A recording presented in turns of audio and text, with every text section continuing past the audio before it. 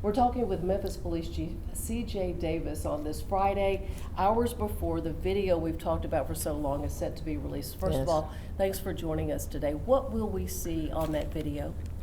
Well, you will see, officers that have basically gone well beyond their training, well beyond policy, procedure, well beyond the civil rights of the individual, Tyre Nichols, that they stopped. And you will have a visceral sort of response, and there will probably be emotions of anger and sadness at the same time. So there is also on that video lack of concern, lack of response to medical attention, and just a disregard for sort of defies humanity for me. That's what I saw. One thing I'm wondering, and I think a lot of people might be, how many videos are there? Was every officer wearing a body cam, and were those cameras all on? So part of our investigation uncovered the use of body-worn camera with some of the officers. Some of the officers' body-worn cameras were on the ground because of the physical altercation as well. But there are 4 different segments of video that's captured. It's enough video captured for anybody to get the gist of the level of aggression and physical abuse that occurred during this encounter. What is missing is we haven't been able to capture video footage prior to the encounter, the first traffic stop encounter. And the reason why that was so important to us is because we wanted to be able to see what was the reason for the stop in the first place. We know what was said, but at the same time, you always want to support that with some level of evidence.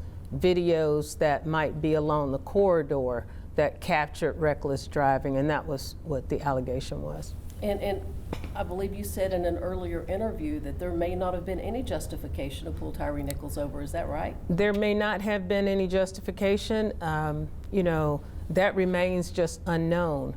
What is a question is what caused the level of aggression as soon as these officers approached Mr. Nichols. That part is strange because we feel like something happened for officers to go from 0 to 100. Normally officers, when they get out of the car on a traffic stop, it's not near at that highest level of aggression. Were there cameras off at that time? There was a body-worn camera on at that time as one of the officers approached the vehicle. I think there are a couple of angles at the initial stop, and you will see that. Did they know Tyre Nichols? Any of the officers have any knowledge of him before this stop? I've had a couple of people to bring that, question to me.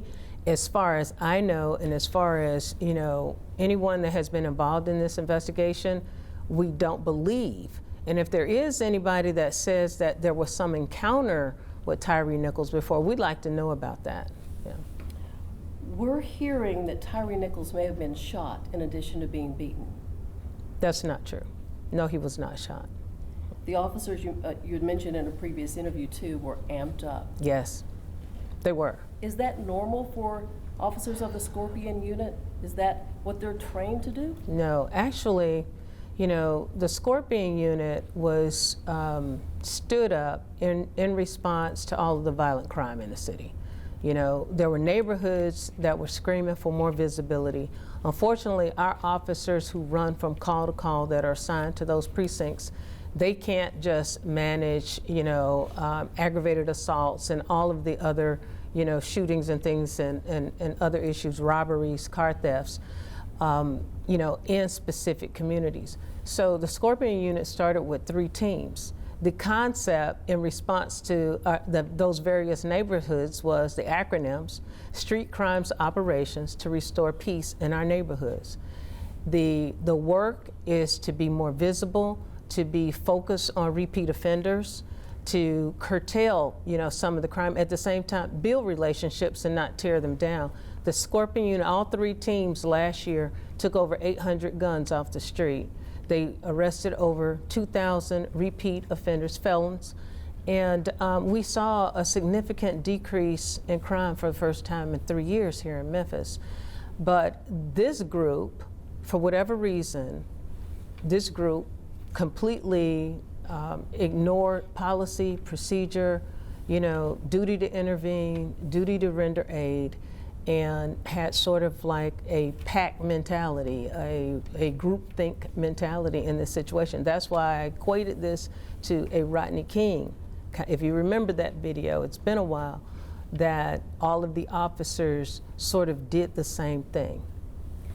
From what you're saying, it sounds like the Scorpion unit as a whole may have done more good in its brief existence. I think that was November 2021. That's right. Than bad, so it's not time to dissolve that unit? It's time for us to look at everything. You can never be too careful when it comes to evaluating, do you have the right people in place as far as supervisors?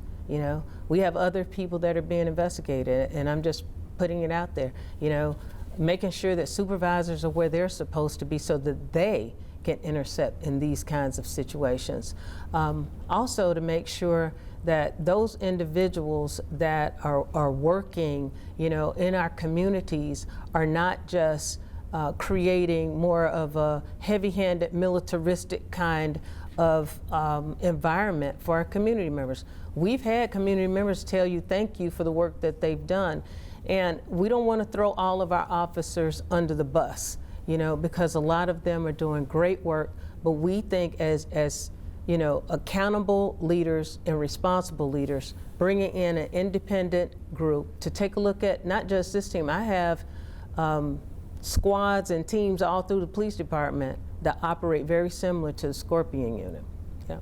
So de-escalation training, how much of that is part of the practice of Memphis Police in the training? And do we need to look at, and it sounds like you are going to look to see whether you need to redo everything from training at the very beginning on. Yeah, but they get the de-escalation training. They get good de-escalation training. They get impartial policing, bias-based policing.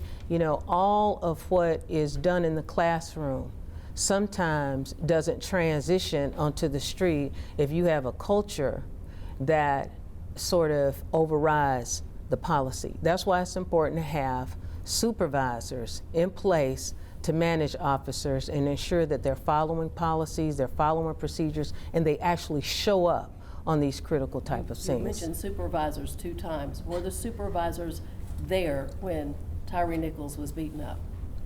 Not at the appropriate time. Not at the appropriate time. They arrived, but it was pretty much after things had occurred. As far as the 2 employees of the fire department, what is that status? Well, Chief Sweat acted swiftly as well.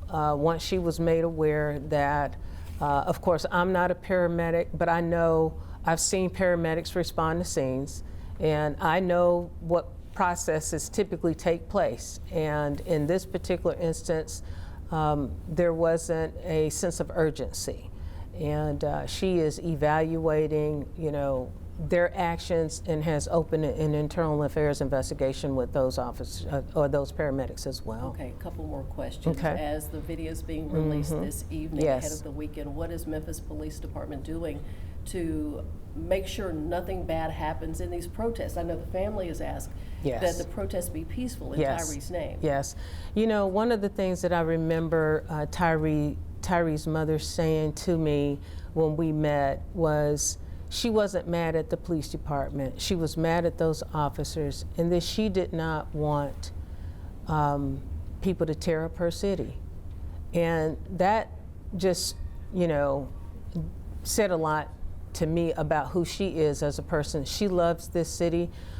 She wants people to exercise their First Amendment rights. Well, the police department has been, planning and talking to our law enforcement partners, talking to the business community and everyone so that we can be prepared we hope for the best, but we always prepare for what could happen in our city. And many times in these kind of situations, in my previous work and other cities, we find that individuals that don't live in the city come to your city and they will protest and sometimes cause harm and create, you know, violent kind of situations and vandalism and so on. And we will be monitoring and on the lookout and trying to be very proactive.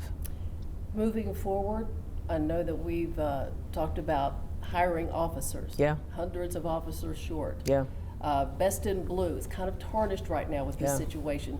How do you move forward with trying to attract new officers to come work in Memphis, Tennessee? Well, we plan to continue to, you know, work with our community to build trust.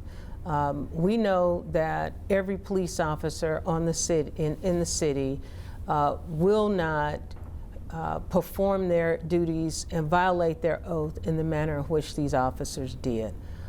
There's much good work, and I think a lot of our community members realize that, and they have experienced positive relationships. I've been talking to our clergy and other community leaders about how do we build from here, you know, and my recruitment slogan would be the change that you want to see. Because there has to be change, there has to be culture change in this police department. Culture is something that occurs over a long period of time, and it's going to be a lot of work to ensure that we uproot and unearth anything that isn't congruent with what we believe in our philosophy in this work. All right. Chief Davis, thank you so much for joining Thank us you. today. Thank you.